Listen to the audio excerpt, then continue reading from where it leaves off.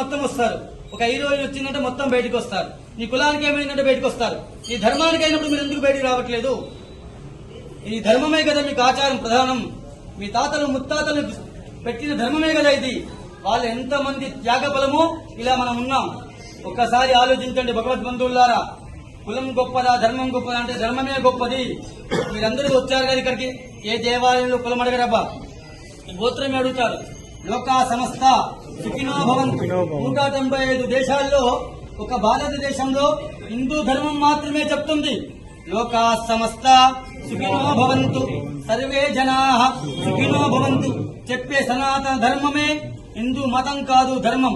ఒకడు మత మార్పు చేస్తున్నాడు, ఒకడు చంపుతున్నాడు. ఒకే దేశం ఒకే చట్టం ఉండేటట్టుగా చూసుకోండి.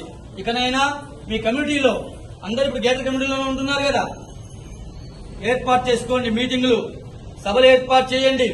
హిందువులందరూ ఏకంగా దయచేసి. లేకపోతే బంగ్లాదేశ్ పరిస్థితి మనకు కూడా పడుతుంది. పాకిస్తాన్ కథం, బంగ్లాదేశ్ కథం, శ్రీలంక కథం, ఆఫ్ఘనిస్తాన్ కథం. ఈ ఒక్క దేశం సమర్థమైన నాయకుడు ఉన్నాడు కాదా? సమర్థమైన నాయకుడు ఉన్నప్పుడే ఈ దేశం జోలికి ఎవరూ రారు. ఇది గుర్తుపెట్టుకోండి. అక్కడ ఇజ్రాయెల్ ఉంది, గుర్తుందా? చుట్టూ శత్రు దేశాలే. మనకు కూడా అలానే తయారే. భగవద్బంధువులారా, భావతరాల పిల్లల కోసం, చిన్న పిల్లల కోసం మనకేం కాదనుకోకండి. చాప కింద నీరులా పరమతం విస్తరిస్తుంది. చాప కింద నీరులా పరమతం విస్తరిస్తుంది. దయచేసి అర్థం చేసుకోండి. దారుణంగా చంపారు. చూశారా లేదా వీడియోలు? ఏమైనా రాక్షసులు ఎలా ఉంటారంటే ఇలానే ఉంటారు. మీరు చూశారు కదా.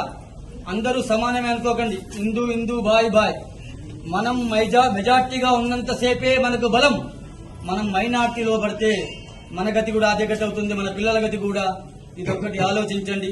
ఈ రోజు ఎమ్మెల్యే ఈ పార్టీలో ఉంటాడు, ఇంకో పార్టీకి జంప్ అయిపోతాడు. అవసరమైతే దేశమే వదిలిపెట్టి వెళ్లిపోతాడు. అక్కడ ప్రధానమంత్రి వెళ్లిపోయింది. అర్థం వాళ్ళకు ఎన్ని దేశాలు? 57 దేశాలు ఉన్నాయి ముస్లింలకు. ఒక్క దేశమైనా హసీనా వేరే ఉంది కదా, బంగ్లాదేశ్ ప్రధానమంత్రికి ఆశ్రయం ఇచ్చారా? ఎవరిచ్చారు?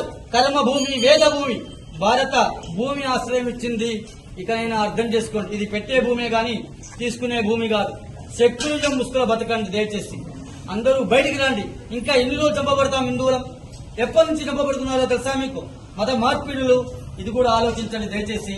మీరందరూ ఏకంగా వస్తుందిగా ప్రార్థన. సర్వే జన.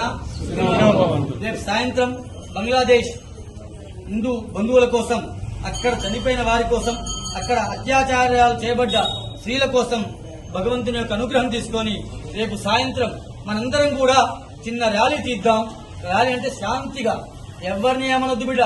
శాంతిగా హిందువులందరం ఏకమైతే ప్రపంచ దేశాలు భయపడతాయి. ఇది ఒక్కడే గుర్తుపెట్టుకోండి. ఆర్థిక వ్యవస్థ ఇక్కడే ఉంది. ఐఫోన్ నాకు అవసరం లేకుండా నేను కొనుక్కుంటాను. అవసరమైందా? నాకు ఐఫోన్ అవసరం లేకుండా నేను కొంటాను ఇక్కడ. అలాంటి ఆర్థిక వ్యవస్థ ఇక్కడ ఉంది. దీన్ని కాపాడే బాధ్యత అందరి పైన ఉంది. ఇది కర్మభూమి, వేద భూమి. ఇక్కడే వేదం పుట్టింది, కర్మ పుట్టింది. కర్మ భూమి కూడా ఇక్కడే. కంకర్ కంకర్ మే శంకరే హే. ప్రతి ఒక్క రాయిలో అణువులో ఈశ్వరుని చూస్తాం. మనం ఒక చిన్న అమ్మాయిని కుమారిగా పూజిస్తాం, బాలగా పూజిస్తాం, ముత్తేదు సువాసినిగా పూజిస్తాం. ఈ ధర్మంలోనే ఉంది. మీరు 10 మందికి చెప్పండి మన ధర్మం గురించి. మీరు 10 మందిని తయారు చేయండి దయచేసి. మీరందరూ హాస్టల్లో ఉండే పిల్లలందరూ కూడా రేపు సాయంత్రం 6 గంటలకి ఇక్కడ ఖచ్చితంగా అందరూ పాల్గొనాలి. మన యొక్క సంఘీభావం భగవంతుని యొక్క మన దేశం మీద అలాంటి ఉపద్రవాలు రావద్దని కోరుకుందాం.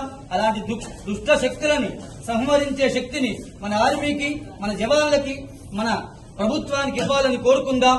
అందరం ఏకమై ఉందాం. భావితరాల పిల్లల కోసం మీరందరూ రావాల్సిందిగా ప్రార్థన.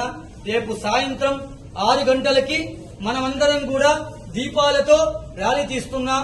భరత్ మాతా కీ జై, సనాతన ధర్మ కీ జై, జై శ్రీరామ్, హర హర మహాదేవ అనుకుంటూ ఇక్కడ నుంచి గాంధీ దగ్గరికి వెళ్లి ఆయన చిన్న వినవించుకుందాం. వారే కదా శాంతి శాంతి అని చెప్పి పాకిస్తాన్ ట్రైన్లో పంపించారు. వారికి చిన్న వినవించుకొని ఇకనైనా ఈ శాంతి